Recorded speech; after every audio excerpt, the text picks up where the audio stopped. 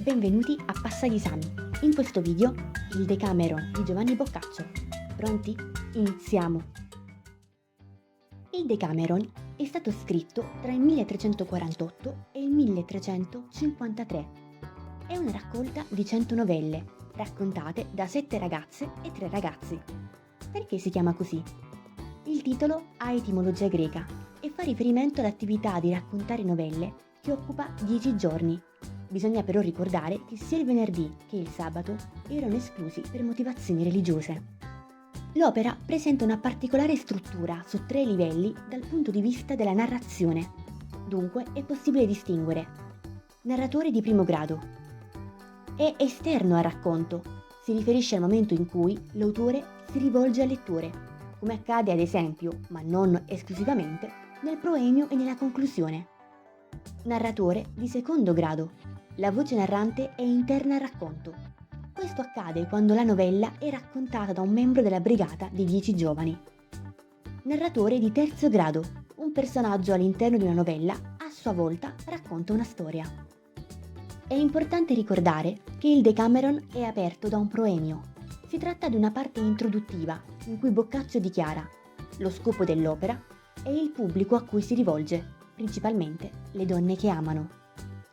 Altro punto importante è la cornice narrativa. In essa rilevante il ruolo assunto dalla peste. Quest'ultima, infatti, è al tempo stesso 1. Evento storico, 2. Espediente narrativo. La peste, inoltre, rappresenta una forza di disgregazione sociale e morale che genera caos.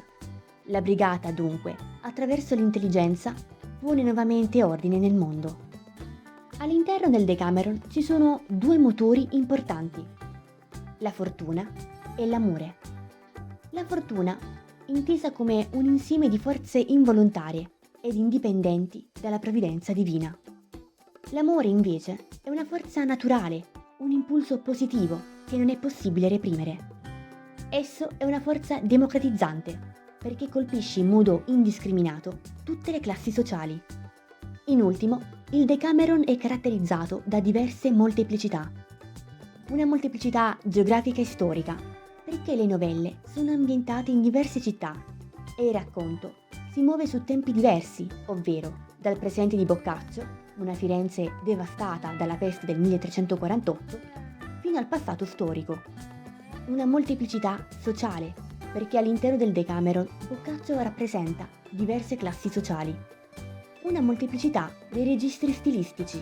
Infatti, all'interno dell'opera è presente sia un linguaggio aulico, si pensi ai latinismi e ai francesismi, sia uno più ricco di espressioni appartenenti alla vita quotidiana.